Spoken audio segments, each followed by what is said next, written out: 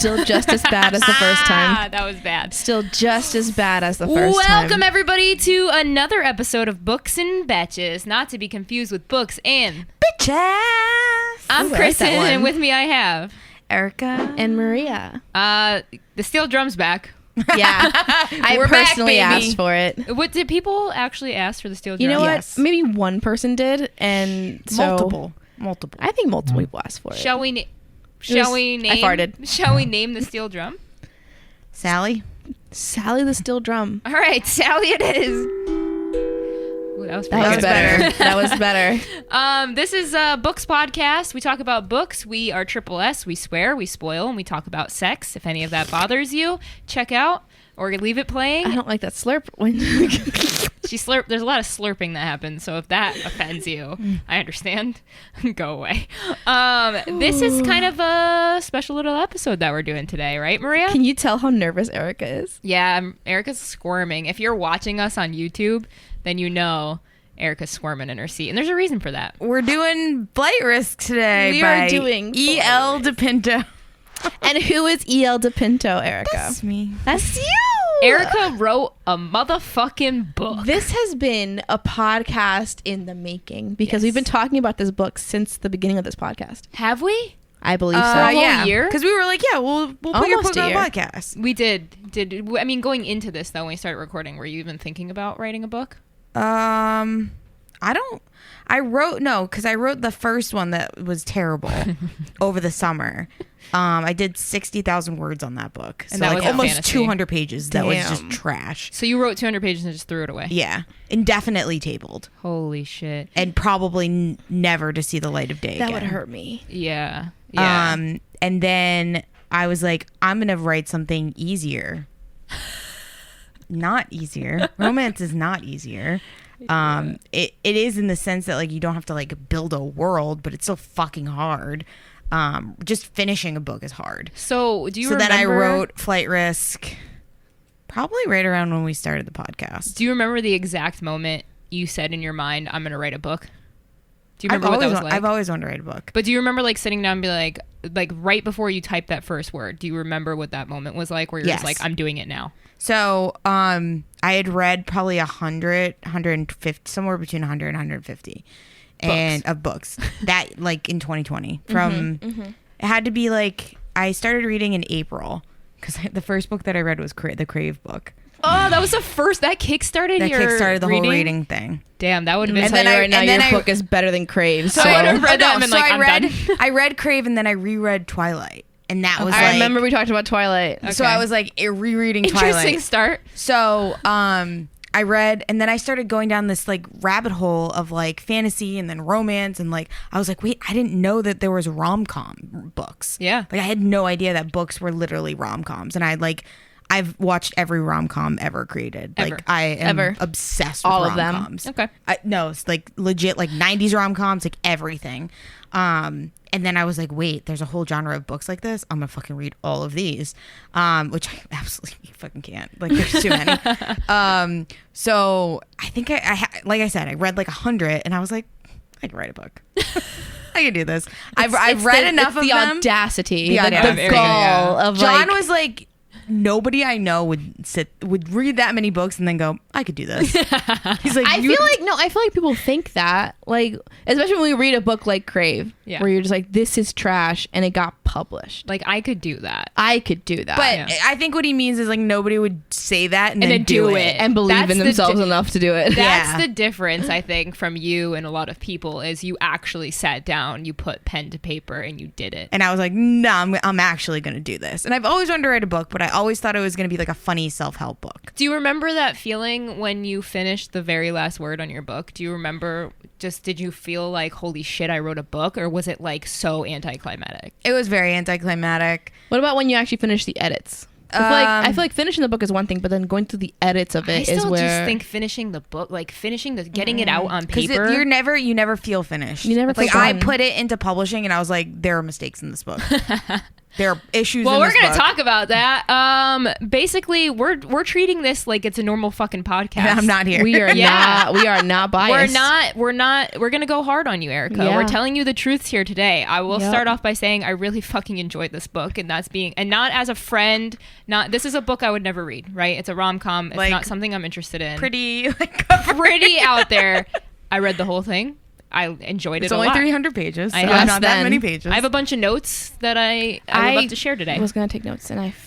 Yeah. But let me. I have to show this. So I don't ever bring books here.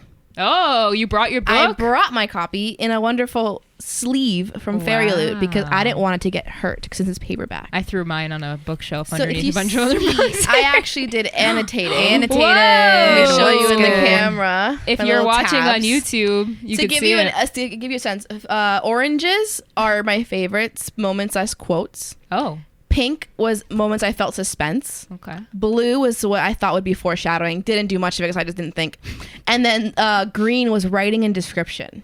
So whenever Oh. Erica used some kind of like writing that I enjoyed, I was like, oh, green. I like that. I gotta say, I was running out of my orange tabs. What was orange in? Favorites / quotes. It's like favorite moments, That's basically. good. That's a good thing. That's a good thing. Yeah. Yeah. Yeah. All right, so we don't want Erica to do the 60 seconds because that's a cop out, right? Yeah, you know 'cause she your should know book the like the book. back of your hand. But it'd be so funny to have her like say it and fuck it up still. I know it would. You're doing it. I'm doing it. I Yeah. think Maria should do No, it. no. You have not done a 60 seconds in Are a you while. gonna be mad at me if I like completely fuck You like, this? don't know the plot. I remember most of the characters' names. I'm really bad. That's what I struggle with. Brooks and Persephone. I got that. And Okay. Blair. It's on the back of the book. Books, Persephone, Blair, and those kids, and a couple other things. All right. I will do the 60-second. Maria, what is the 60-second? So if you're new here, welcome. Our 60 seconds is basically we are summarizing the entire plot of this book, front to back, in 60 seconds or less. It's been a while since I've done one of these. We are notoriously bad at this. Bad. If it's you're hoping hard. to get, It's hard. if you're hoping to understand the entire book from this part, This is not where you get it. maybe stick around. This is the funny parts where we're just like, and then a lot of shit happens. Yes. And that's what I think makes this fun. yes. Is trying to summarize everything. Like for one of the other books we're gonna cover, I've been testing it in my head because I know I'm doing it. You fucking I've been cheating. cheater. I've been cheating to be like, how would I do Erica, this? what do we do about But listen, this? listen. As I'm doing it in my head, I'm like, I know I will fuck this up. Which book, Ember in the Ashes, if we get to it today. Erica? I think we gotta do some reprimands. Okay. I All think I right. told you. I Do could you have have kept it to myself. a clock? I have a clock. Yeah, kept it to myself. Doesn't justify it at all. I think it does. Count me in. All right, in 3, 2. So Persephone, we follow Persephone. It's from her perspective in the beginning. Basically, she's kind of down on her luck. We don't know right away that she's been abused by her ex-boyfriend, but we know that she's in a bar singing and meets a man named Brooks. Brooks, sexy motherfucker. We don't really know too much about Persephone's past, other than she's definitely running away from it. So, you know, she throws her cell phone like over a bridge. There's a whole thing. And Brooks is like, well, I'm going to give you my number. And she's kind of freaking out. And she's like, shit, I'm trying to leave that past. 30 seconds. Fuck. So, dude, I'm not even close. So, on chapter 1. Brooks and Persephone get to know each other. And then, like, the past slowly starts to come out that she was, like, abused by her ex. Oh, my God. Her ex ends up dating Brooks's sister. They get married. Persephone finds out at a wedding, and then like a lot of shit happens, and they have to 7. figure it out and navigate together. And 5. fucking Blair's a real bitch. 2. That was really 1. bad. That's the end. Yeah, it was terrible. You spent the first half just talking about On chapter 1. Because Chapter that's 1. like, Erica, can you tell us what your book's about? I mean, that was like, it's basically The overall of your book. Go. The one-off sentence. essentially Persephone runs away from her past, told in her perspective, and she has lied through her relationship with a new guy in a different city. The second half of the book is told from Brooks's perspective. Right, I missed that. And you kind of find out and unravel her lies through his eyes. That wasn't bad. It's good shit. I will say my biggest qualm. Ooh, already starting? Dual Yes, perspective? because I enjoyed that a lot. I don't like your synopsis on the back of the book. Okay. Because I think your book is a lot better than your synopsis.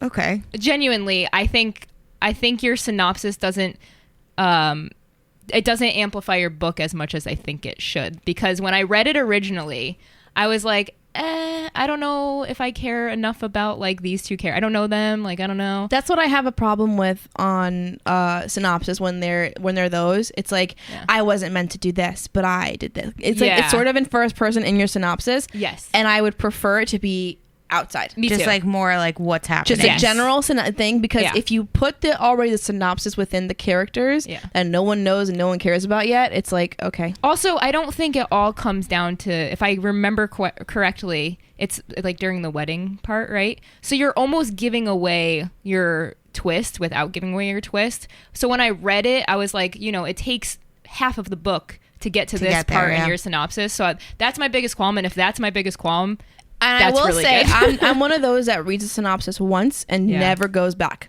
Yeah. Because even if I feel like, let's say I see this book on the shelf at Barnes & Noble, pick it up, buy it. Yep. I'm not going to read it right away because I'm terrible. I keep buying books instead of reading them. Right. When I have it on my shelf, I'm not going back to read that synopsis to start it. I just know I've bought that book. I want to read that book. I'll get to it. Totally. If I go back to the synopsis, I know I'm going to get spoiled from something, and I hate it. My biggest thing when I'm buying books is first sentence or first page, because if I'm in a bookstore and I open it, I'm always going to read the first sentence. And I think that's where your book, because when you first sent what's my first sentence? Your first sentence is badass. I loved it. I mean, I want to read it. I was going to say that's what, because when I read your synopsis, I was like, I don't know if I'll like this. I'm pretty sure I texted the group and I said, that's a banger for sentence. That's what hooked me. Ready? At the end of the day, we are all just an accumulation of all our decisions, for better or for worse. Love that. Fucking good shit. That's a fantastic opening sentence. And I wish that your synopsis, I guess, measured up to that. And that's my biggest complaint. So I did the synopsis the way that I did it because I truly thought of this book in two parts. Yeah. Like it's truly I agree. It's Steph's story, and then it's Brooks figuring out what the fuck she did. Yes. And what's going on. Yes. So I truly wanted it to feel like it was like two parts. Yeah, and I think you did a very good job of perspectives. I think it's so hard. Like the first part is written in her perspective, so you're telling a story from like her point of view. I think it's really hard to capture her voice and then switch over to like a dude's voice, and I think you did that really well. Very much is. Because there's parts I do like that you didn't do what the normal is, which is like one him, one her, one him, one her. Like you did a couple were him, and then we go back to her when we need to keep the reader still like in the dark, and then go back to him when it's necessary. And I thought that was really well done. I appreciate that. So my editor specifically said that it was lazy for me to have it like half and half, and then have Steph and some of the Brooks half. I don't think it was lazy. And she was like, you either just do it all or one. And I was like, that was one of the edits. I was like, you know who else it doesn't make sense for me to flip these chapters to Brooks chapters. You know who else did the same thing? Which I just finished the book, The Stopover by T.L. Swan. I love that. You like the Takeover. The Takeover. Stopover was the first one. Yeah, but she didn't. Casanova's out now. There's a third one. I need to dive. Stopover was not my favorite. So, but in her book, she also did that where it's like most of it was in one perspective, then she'd sprinkle another one when it made sense. Usually it's the guy that you sprinkle. She sprinkled Usually the guy. it's the guy that gets sprinkled. I do want to talk about the story a little bit because there's probably a good chance a lot of people listening haven't even read the book yet. To which I say, please go get this book. How dare you? It's Erica's debut novel. It's absolutely worth the read. I'm so proud of you, and I'm not just saying that as a friend. I'm saying that genuinely. I'm impressed by her. I am. I'm very impressed. I'm going to be honest with you. I didn't know what I was going to get into. I was like, didn't know if it was going to be this absolute could trash. fucking suck, but it was good. I remember I read the first chapter. Yeah. And seeing the first chapter from what you first showed me to this, beautiful progression. Yeah. Because I remember one of my first notes to you at the first chapter, which I'm not a fucking editor. What do I know? But I gave my insight. The first one felt full because you added a lot of the uncle story in there. Yeah.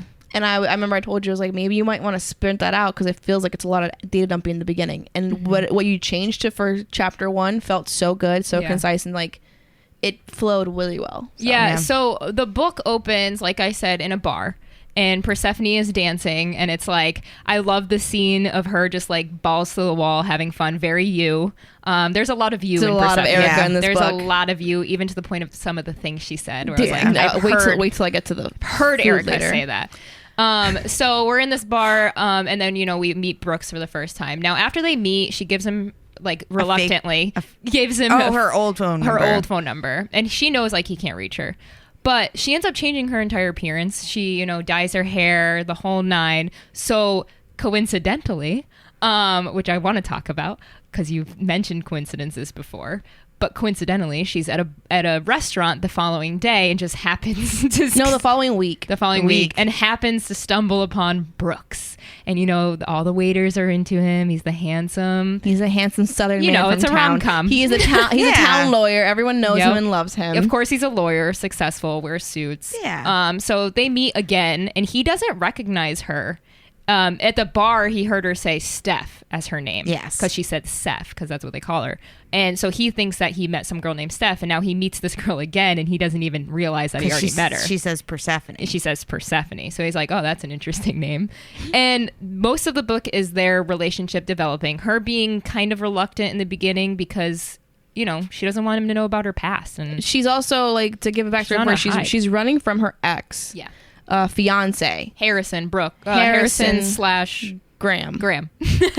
And so Harrison she's running from him, so she doesn't even want to start something new because she's obviously grieving her previous she found out that he was cheating on her through an illicit video on a laptop. Listen, if I found my fiance banging another bitch on the laptop, I wouldn't leave. I'd wait for his ass to get home. Then, you know, their relationship progresses to a point where eventually Brooks tells her that he loves her, and she's falling in love with him too. How could you not? He's such a charmer. They have a great relationship. They bounce off so well. Great banter. Everyone has said that the banter is like next level. Yeah. Great. Love like the one banter. of the best parts of the book. It does feel realistic. Yeah. It's and realistic that was my banter. goal. Was like one of the things I hate in romance novels is like uncomfortable like conversations that like don't feel realistic. It doesn't sound like this person's ever been on a date before. It doesn't sound like this person has even talked to a hot guy. Like, and I wanted it to feel more like authentic and like people would talk. And you know, when you're on a date for the first time, you're like awkward as fuck, and like you're like, how do I feel this? You just make jokes, and then you guys get on a rant about like movies and stuff. Stupid things. And that's what they did, and I also really adored that.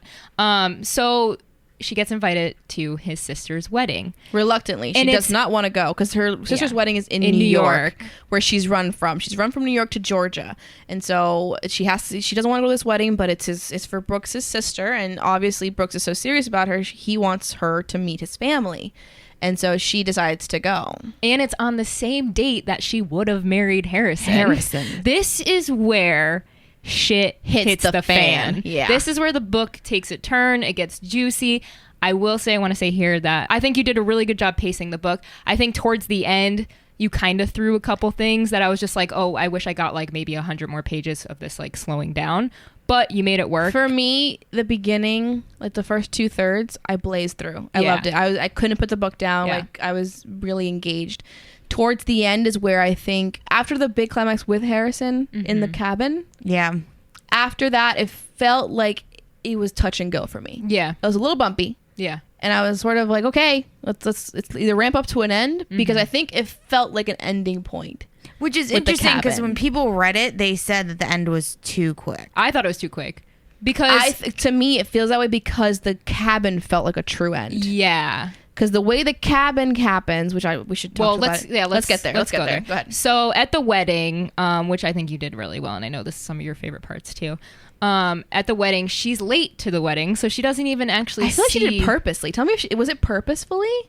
No, her like flight got delayed. In my mind, I part thought of me was like, yeah. she made it so that she was at the last possible second, so she spends the least amount of time in New York. I gathered that too. Well, she took like the latest flight. Yes. She could. She took like all the latest, like everything. So it just happened to get delayed too. Like, so she shows up late, misses the actual wedding ceremony, and she's like, "Oh, I'll meet you, at the reception." And she's dancing, having a good time, and lo and behold, we find out. What's also great too is that she is seated with Brooks super far from the bride and groom. Which, like, if you've been to a big wedding, you've just been, like, sometimes you don't see, like... I barely saw you from where you were sitting. Dude, I didn't see Gap, like, at all. She was so far away. That's what I'm saying. Like, sometimes, like, I truly wrote that as a perspective of, I've been to 30 weddings. Yeah. Like, this is happening. But that makes total sense because, like, as a reader going in, thinking, like, if this whole twist coming with Harrison... how would she not have seen him? Right. In the reception. When they walk in, how would you not have seen him? But if she's sitting so far away. Yeah. And you don't give a shit about and the you people. don't give a damn. You're just You're with not really your guy. looking even at them. Yeah. You're like, well, I don't even know who these people are. It's when she's dancing, one of the groomsmen comes up to her, and it turns out it's this guy, Doug, who is a friend of Harrison's. So I was curious if you were going to change it up, because you had told us in the past what the twist was. I know you had forgotten about it. I forgot entirely about it. But I had wondered if you were going to change it so that she only sees the friend of Harrison's and it's not actually Harrison. So I was very curious where that was going. So Doug comes up to her and, like, you know, Brooke sees them fighting and it sounds serious. And he's like, he's going to fucking kill you. He needs this thing. Like Harrison's looking for something. You took something of his. But then we find out that the groom is Harrison. I actually marrying audibly gasped. Brooke's That's sister. what a lot of people said. I audibly gasped. I was sitting there. What I was are the like, odds? I was like, wait, what?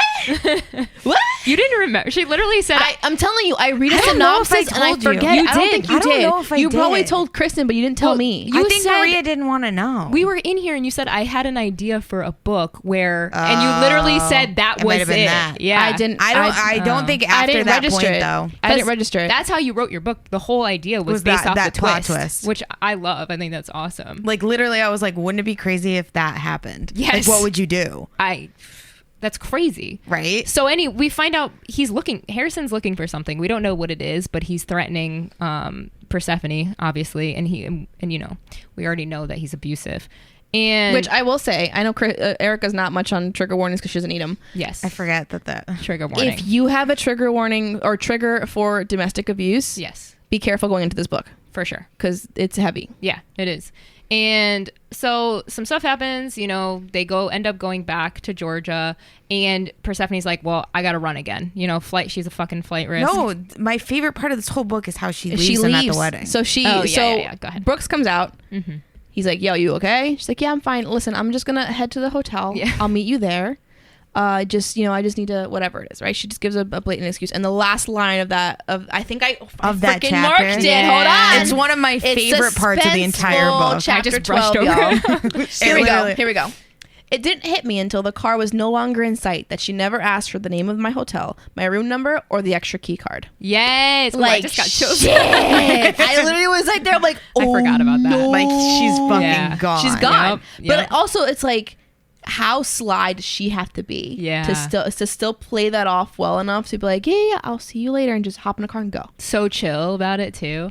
So yeah. And I love that it's not from her perspective. Yes. So Yes. most of the rest of the book now is from Brooke's perspective, which is really neat. I think it's the perfect Because timing. now you're just as confused as he is. And you're finding out Exactly. what he finds out when he finds out. So now, Yes. now the real shit's coming out, right? Like we know just how bad the abuse was. We start to learn these things. She ends up leaving and going to fucking Montana. of all places. I love that one of our Some of our followers is like from like that town or something. Really? yeah, she goes, this is perfect. It summarizes it perfectly because you were like fucking bumfuck Montana. I did look at the town and I like did like a Google. I literally was on Google Maps like doing that street view where you like comb through the street and I was like, all right, this looks like a good like remote street. That's so funny. So it is very realistic on how like where I chose like Yeah. the location of the cabin and like It would make sense to go somewhere like that too if you're trying Oh, we to have run. to also say Persephone's past. She's Yes. like the daughter of a hedge fund like boss owner thing. Yeah. What do you do for hedge funds? Like what is it? it's investment. Okay. So her Investment father banking. had died He's worth a lot of money. and left Millions. her Yeah. millions and millions of dollars. And obviously after her father's death, Persephone went into a very deep depression that changed her relationship with Harrison. Harrison was just a dick. Horrible. Like if my partner's parent died, like Yeah, I would just be with them until they stop grieving. Like exactly. I think Get over Harrison was like good until he was bad. Like he was like good for a little after it, and then was like at a certain point he's like, you need to get over this. he extorted people. yeah. Well, no, but I'm saying like in the book it didn't feel that Yeah. way. In the book it felt He like he was just felt a like an shithead asshole. from the beginning. Yeah, yeah. But maybe it's I because I don't know know he's if a that's shithead, and I don't want to Yeah. see Which- the good in him. To be honest, I like that better. Like That that he was she's just an a asshole. bad person. Yeah, I love having like a good evil. Yeah, in just there, have and him he was evil. good. Yeah, he was just a bad dude. Yeah. So yeah, that's the main reason why like that whole problem began is because of her depression. He didn't want to just accept that she was depressed. Obviously she has a lot of money, and in the will from her father's death said like you have to have a prenup for any marriage you have after this. Yeah. Right? And so Harrison finding that out after the death of her father is like, well, fook. Yeah. I had a plan. Yeah. So then now Brooks is like, what is going on? I got to get to my girl. And then, you know, he's very protective. Yeah. And Blair is who's marrying Harrison. Sister. And hits his sister. And she's a bitch. Horrible. I bitch. hate her. Wasn't even redeemable. I don't like that she even got what she got at the end. I know. But like I wish she didn't love get it. how like emotional you are about it. I fucking hate her. Yeah. I hate her. Like we talked about this. Like there are some characters you're just supposed to hate. Yep. Just everything you she were did. just And it supposed makes to sense hate her. because she's with Harrison, so it makes sense. But also like knowing that she knew what Harrison was doing Yeah. and was part of So the extortion and the stealing to an extent, of Persephone's money. knew. Like, So basically, Bitch. Brooks finds out where Persephone is in Montana and accidentally blurts it to his sister. And now we know Harrison is like, you know, trying to hunt her down for something. We just don't know what. And he finds out that Harrison's going to Montana to like get whatever he wants from Persephone. And Brooks is like, oh, fuck no, and goes out there at the same time. And there's this big moment where like I know I'm skipping over some stuff, but basically Harrison finds Persephone and he's like beating the shit out of her and trying to she's like, I don't know what you want. She doesn't he's trying to even get know. her to confess whatever she knows, what she doesn't know anything. And Brooks walks in at that moment and like is trying to help Persephone, but gets his ass beat, which I love that he wasn't the knight in shining armor. Yeah. I love that, Erica. I also love, this is probably like because of where we used to work. Yeah. But when he gets hit by the chair, the fact that he gets hit over the head with a chair, I'm just thinking of like, I'm thinking of Stone Cold Steve Austin with a fucking metal chair and just bashing someone's head. And I'm like, oh. Yes. So I did it like that because I wanted him to not be a reliable narrator. Yeah. I wanted it to like have that So that question. when he gets gaslighted, it makes it sense. makes more Yes. sense instead of love him that. being like 100% like absolutely fucking not. Yeah. Yeah. And he's like, well, fact that he was I half got blacked hit, out. like I didn't really see, like it just created like another layer of like, is that really what happened? Like, is Persephone telling the truth here? Yeah. And she there hasn't. There was also a gun involved. And I remember reading that and being like, oh God, what's going to happen? I knew it was going to happen. It always happens. I did too. But No offense to you, but The like, way- the gun thing Yeah. always happens like that. Someone's the- like, you're struggling, and it's like, bam! But the way you wrote it, if I can remember correctly, it was like he was like blacking out. Because this is from Brooks' perspective.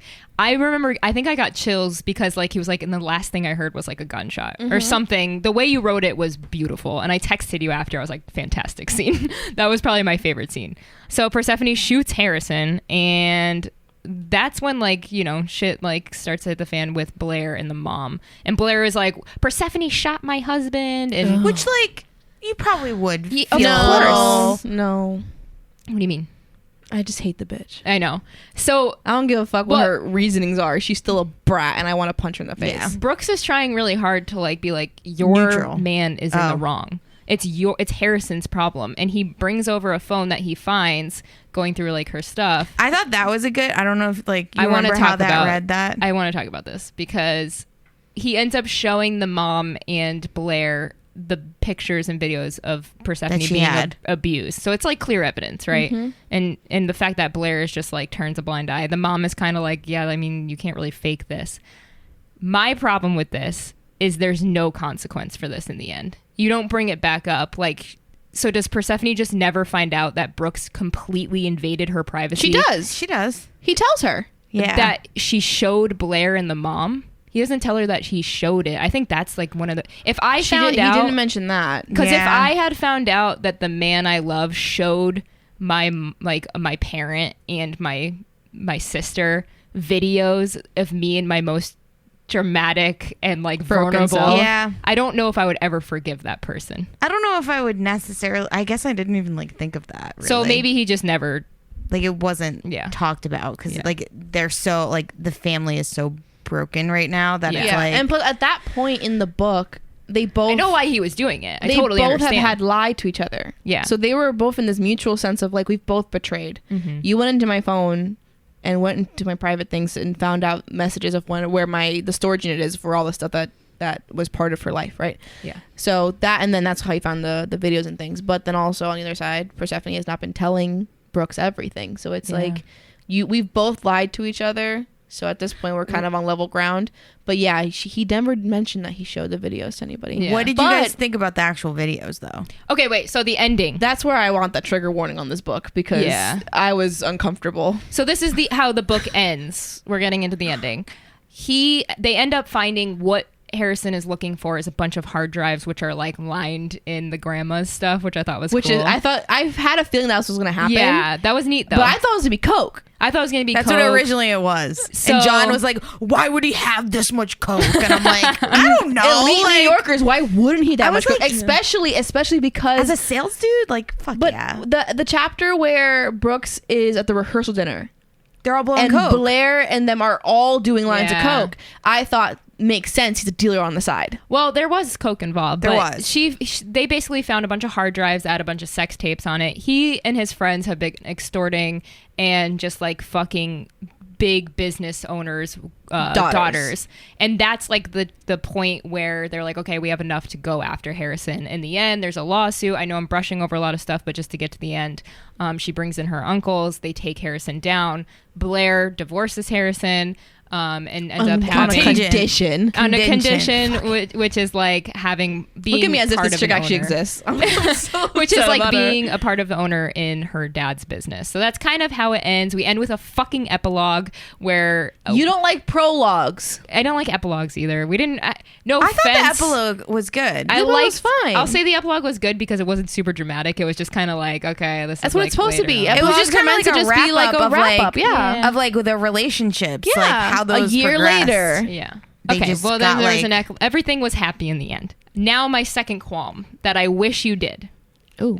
Throughout the book, we get the dad. Her dad's dead, but we get these little fun things. We know that he's like a quirky, like Weird, pranky. yeah. Love that. Love her dad. It gives him so much like character for somebody that we never get to see. I wish in the end he pulled one last prank. I wish that before he died, he had set something up that somehow helped in the case or like helped somehow, and in the end, it was like the dad's last hurrah. That would have been good. I thought that would have been really neat to tie that together. I just don't know what it would have been. I don't either, but there's something like there. if you want to like push it far, maybe he before he died knew of what Harrison was doing, but couldn't do anything about it before his death. But he, had something like set up added the just in prenup case. or something. Yeah, that's how he has the prenup. Yeah. It's One like, last shebang. This is added because I found out your man's a shit. So. And I think the only other last thing that I had as constructive criticism was with the dad, the note that he left her. People love that. Sweet. You threw every mantra, Yeah, so I funny. I was like, will dude, say chill the fuck out. The mottos in there and the amount meant of to like, be like- go out there and try, my darling. I should let you fail more. I'm like, okay, I get it. You're After a great the dad. second paragraph, I was like, Erica, you were definitely writing this Yo, with goosebumps, and you were probably people- like, yeah. People, I can't tell you how many people wrote in and said that letter made them cry. And they It- were like, okay, at the they were beginning- I like- thought it was cheesy there as was fuck. people No who, offense. the there was beginning- people who were like, my dad, like Yeah. this, like, well, I wish I had At the this. beginning of the No, my dad letter, would right? never. The first bit. Once Me he did, neither. My dad would once be he like- did the first thing of saying, "I should let you fail more," I was like, "There, Yep. you got you got it." And then it kept going, and I was like, "Oh, okay." It was a long ass letter. It was long. Yep, I put extremely heart touching, though it felt like you threw every mantra and quote at us that you could possibly find on the internet. Literally. I'll tell you my all-time favorite scene in your book was Okay. the baseball scene. I was gonna say this is a Twilight scene. I love the baseball scene. I think you nailed the love for it. The part where you said this is a ballpark and not a stadium touched my heartstrings. Because you're a baseball fan. I'm a huge baseball nerd. I love So the that Cubs. was an ode to Wrigley Fenway. Oh, fuck off. Wrigley is the real No, ballpark. No, Fenway is also a very, I very know, old but stadium. They call it a stadium. So it was an ode. It was like an to ode play to tennis. Fenway. I'm a tennis gal. But I'll let you know, when I read the whole baseball scene, I was grinning from ear to ear. it was very fun. I was like, this is nice.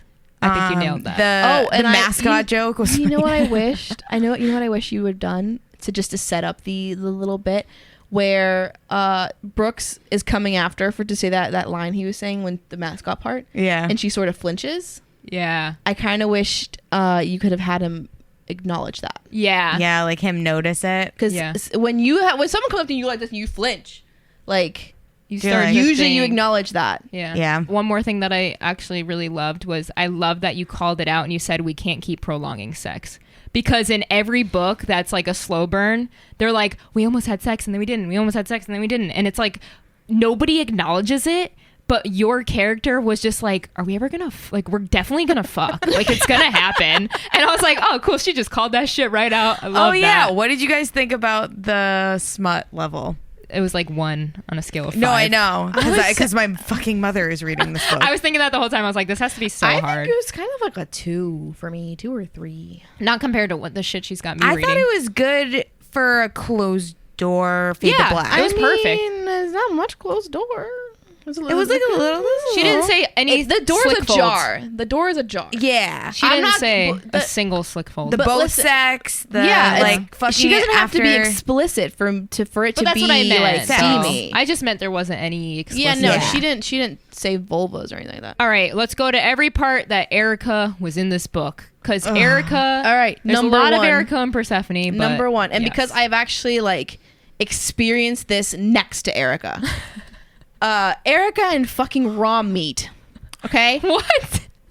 Erica is one of those this. that eats her steak raw. Oh, true. Very, when very we were at raw. Capitol Grill for Restaurant Week, what was it, like 6 years ago? Dude, I remember that. It was we had very our raw. own private room. We had our own It was table. sick. Remember that It was shit? Yeah, sick. it was nice. No, that was the second time. The first time was when we were all at that outside, long yeah. table. I Oh, the remember real. that too. Yeah. It was like 20 of us. It was Yeah. like Restaurant Week. Yep. And I'm next to Erica. And she goes, yeah, I want it raw. I want it raw. And I go, wait, what?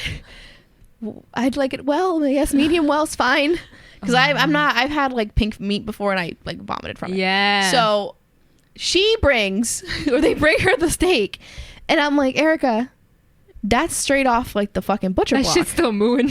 It's still it's bleeding red. It's the most flavor. Ew. And I Great tried flavor. it. She's like, do you want to try it? I was like, yeah, I'll try it. Because at this point, if you think it's the hoo-ha, she's made a whole spiel about how this is the best. You can only have it like this. She would. Anyone who has it Ew. well done is a psychopath. She literally had A steak What snob. happened in this book with Persephone and Brooks is what she did to me at the restaurant. Yes. So I tried that shit and I said, this is still cold. This is so cool. You heard it It's first. like a certain temperature. Erica likes That's cold supposed to The be meat. outside is slightly seared and the Cold raw inside is meat. cold. Very tasty though.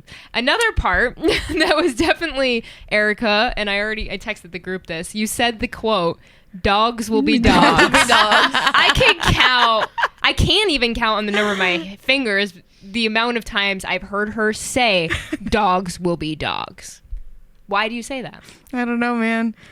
This whole book is a mixture of shit I've said on dates, shit me and John have said to each other. Yeah. I feel like a lot of this book was her and John, and I Yeah. didn't want to imagine that because I wanted them to be separate characters. Yeah. But I kept going back to that's some shit John would say. Yeah. I poured a lot of me and John's relationship into this. But that's good. And my family and even things my friends have said or conversations I've had There's with a Kristen in this book, friends. Yeah, Yeah, what's up? One of their and then my nickname's it, Mia. Yeah, but yeah, that was she's for getting you. fucked. That was for you. Yeah, we got screwed over, but yeah, it's we fine. did. It's fine. A lot of the funny parts were things that have actually happened to me or Yeah. conversations that have actually happened. The whole steak grading thing is something I used to do when I used to date. Yep. You still do it. Yeah, I mean, I'm just saying, no, I would literally judge a guy and be like, I'm not dating him. No second date. I love You that. just ordered a I well loved done it steak. though. I thought that That's was. so I thought that funny. it really added to. I love the legal talk, when they were Oh, just yeah, like that's what I banter. wanted to ask you. Did you have to do a lot of research in regards to the laws and stuff? Because there was legal stuff involved in this. So I personally just know this from life that when you make a sex tape like that and you do extortion and all of that kind of stuff, there's only a fine associated with it. There's no jail time. There's no anything Wow. Not when yet. you do that. Yeah. And I specifically looked up for the state and blah, blah, and all that kind of stuff. And I did a little bit of research back on that. I have a lawyer friend that I talked to about it. That's cool. And that's kind of why I had to create this whole other situation. And she didn't want to bring in the abuse part of it because like the videos weren't clear. Yeah. So it's like this whole like it could be misconstrued. There's a whole like other situation of like I don't want to bring this whole thing into it. I want to just like get him away from me and like.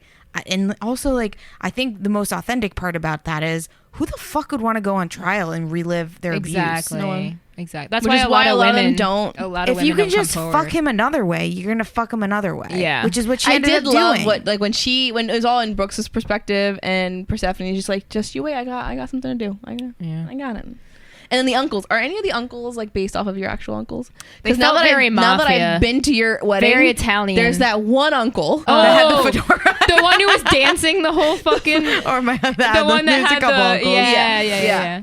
So he gave me the uncle vibes like real hard. My family is very well known in Boston. Nice. And they have a lot of friends and a lot of friends. Do I think one of my uncles could like acquire a block of coke like that those guys did and like plant it and do that? No, I don't think I would like call them up for that. But my uncles have got me out of some binds before. I love that. That's nice. And I like that. I like that. Their connections. I like that last. I like how it tied in, where it's like everyone who knows somebody that knows somebody. I think everything tied together perfectly in the end with a bow, and I think you did a really good job pacing it out and getting it to get there.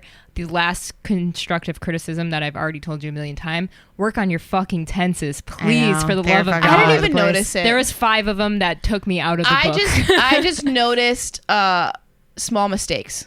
It was just the like, tenses. At one point, you named Harrison in Brooks's perspective before he was even revealed as Harrison. Oh, fuck. I thought I changed that one. I'm sorry to bring it up. I didn't even notice that. But it's like they're so small. Like I didn't care. You can always do a reprint.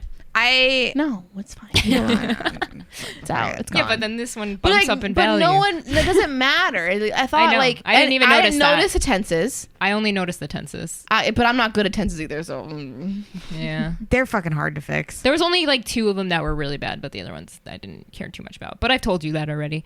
Other than that, Erica, debut novel. Yeah.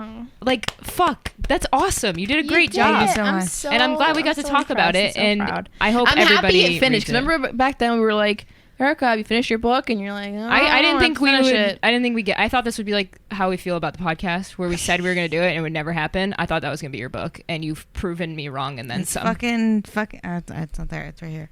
Yeah, it's fucking here. It's here. Show the cam.